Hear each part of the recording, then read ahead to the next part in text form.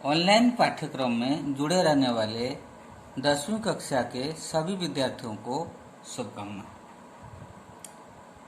आज हम माध्यमिक हिंदी व्याकरण 10वीं कक्षा के लिए जो उद्दिष्ट है, हम पढ़ेंगे शब्द विचार।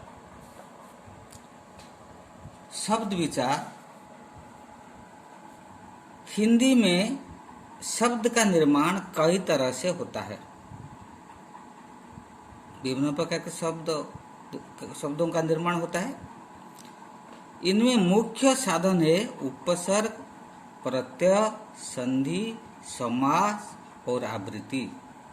मतलब इनको मिला करके ही हम शब्दों का निर्माण करते हैं। इसी प्रकार संज्ञा शब्द से विशेषण, विशेषण से संज्ञा, क्रिया से क्रियार्थक संज्ञा, धातु से संज्ञा और विशेषण की रचना भी संभव होती है। हम पढ़ेंगे आज शब्द के बारे में। तो शब्द क्या है? सार्थक ध्वनियों या ध्वनि समूह को शब्द कहते हैं। ध्वनि जो हमारे मुंह से जो निकलता है, भाषा की सबसे छोटी इकाई को हम ध्वनि कहते हैं। जैसे अ, आ, उ, ये सब ध्वनि होता है। और ये जो सार्थक यानी जो ध्वनि निकलता है, इसका कुछ अर्थ होना ही चाहिए। तो सार्थक ध्वनियों या ध्वनि समूह को शब्द कहते हैं। अगर हम ध्वनि हमारे मुंह से निकलेगा लेकिन इसका कोई अर्थ नहीं होगा तो ये शब्द नहीं बनता है।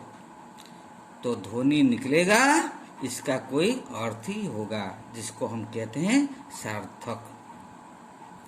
स्रोत के आधार पर हिंदी का शब्द भंडार 4 प्रकार के शब्दों से भरा है। तत्सम, तद्भव, देशज, विदेशी।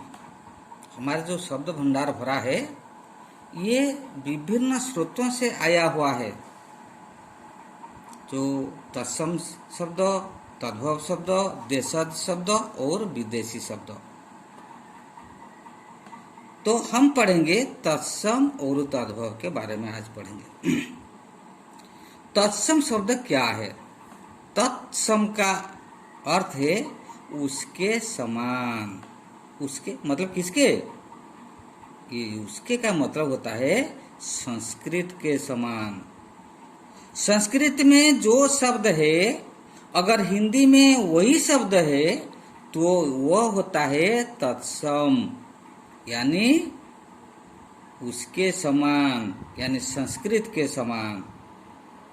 संस्कृत के जो शब्द हिंदी में ज्यों वे त्यों तो प्रयुक्त होते हैं, मतलब जैसा ही वैसा प्रयुक्त होते हैं, मतलब मूल रूप से प्रयुक्त होते हैं, उन्हें तत्सम शब्द कहा जाता है।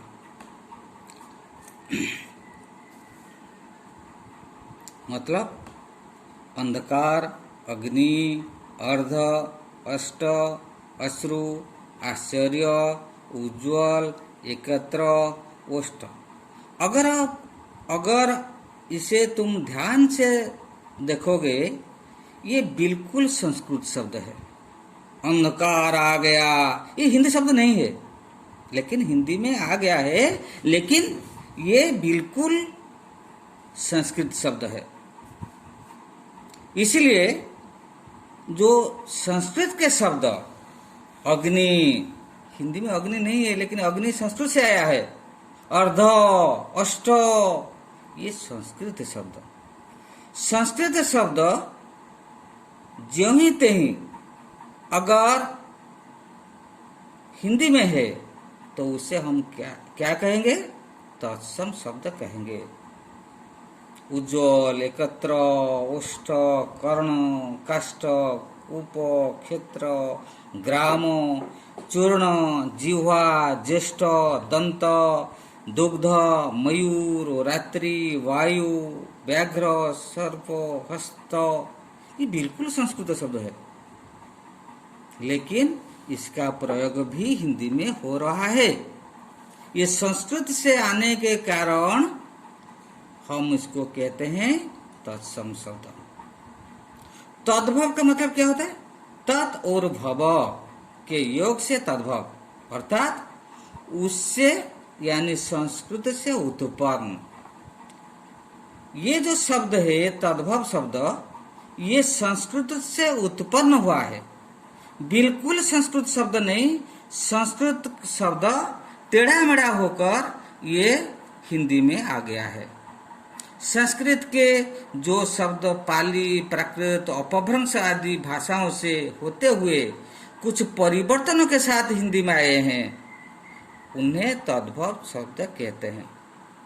परिवर्तन होकर आया है। ये संस्कृत शब्द पहले था, लेकिन वो बाद में आते आते उसका परिवर्तन हो गया है, थोड़ा इधर उधर हो गया है, ताकि इसे हम कहते हैं तद्भव, इससे बनाया गया है। जैसे ये अंधेरा, ये अंधकार, ये है अंधेरा। अंधकार बिल्कुल संस्कृत शब्द, लेकिन अंधेरा ये हिंदी शब्द, यानी अंधकार शब्द का अपभ्रंश होकर, परिवर्तन होकर वो अंधकार से अंधेरा हो गया है।